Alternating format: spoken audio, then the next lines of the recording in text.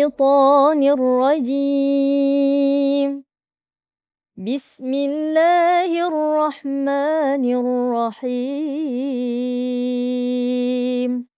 أفرأيتم ما تحرثون أأنتم تزرعونه أم نحن الزارعون لو نشاء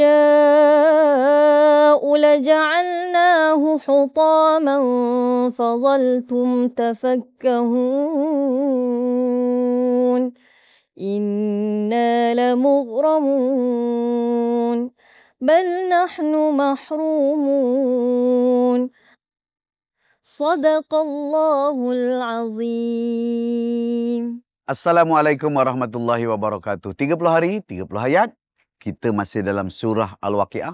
Semalam kita tadabbur ayat-ayat daripada 57 hingga 62. Argument dan juga hujahan Allah Subhanahu Wa Taala kepada mereka yang tak percaya tentang hari kiamat. Hari ini kita akan lihat ayat 63 hingga 67 dan apa yang terkandung dalam ayat 63 hingga 67. Silakan Dr. Fakhrul Razvi. Alhamdulillah, wassalatu wassalamu ala Rasulillah, amma ba'd. Sebelum ni Allah Taala bagi kita satu hujah berkenaan dengan betapa mudahnya untuk Allah Taala buat hari kiamat, mana berlakunya hari kiamat itu. Okey, iaitu berkenaan dengan bagaimana proses persenyawaan. Ini bermaksud setiap kali berlaku proses persenyawaan, maknanya hubungan suami isteri, proses membina zuriat, ia harus dihubungkan dengan hari akhirat. Dan bila terhubung dengan hari akhirat, dia kena pergi kepada persediaan keakhiratan itu. Dan bila persediaan keakhiratan itu adalah bersifat kerohanian. Dan dia signifikan dengan kita berada bulan Ramadan sekarang ini adalah bulan rohani. Allah lanjutkan dengan hujah yang kedua. Allah Ta'ala tanya lagi, afara'aitum ma tahruthun? Maka mengapa kamu masih berdegil? Takkah kamu melihat apa yang kamu tanam? Ini merujuk kepada nak survive. Tadi manusia nak berzuriat. Okey, berlaku suami isteri. Okey, sekarang ni nak hidup, maka cucuk tanam. Maka Allah Ta'ala suruh tengok, tidakkah kamu melihat apa yang kamu cucuk tanam itu? Okey, kamu yang menumbuhkannya ke atau kami yang menumbuhkan? Kita hanya tanam biji benih. Kita bukan tanam, kita hanya menenggelamkan biji benih itu sendiri. Tapi yang menumbuhkan itu tetap Allah Subhanahu Wa Taala. Kemudian Allah Taala nyatakan, manakala kami kehendaki untuk tanaman itu tak berlaku, tak berhasil, hancur dan sebagainya, nescaya mudah untuk kami buat begitu. Begitu. Dan sehingga kamu akan merasakan betapa kamu rugi kerana tanaman itu tak menjadi. Kamu akan rasa kamu akan rugi dan tidak mendapat keuntungan. Begitulah kurang lebih. Allah Taala kata, lau nasya, kalau kami kehendaki, la ja'alnahu hutaman fadhaltum tafakkahun, kami akan jadikan tanaman itu kering hancur, tak berbuah. Okey, maka kamu akan menyesal keheranan dan rasa kerugian.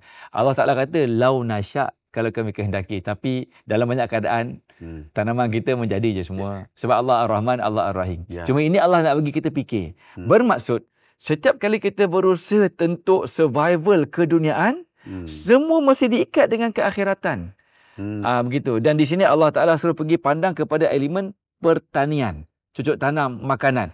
Okey, daripada pertanian dapat makanan. Dan makanan kita makan. Makan itu sendiri perlu untuk dihubungkan dengan hari pembalasan, hari kebangkitan.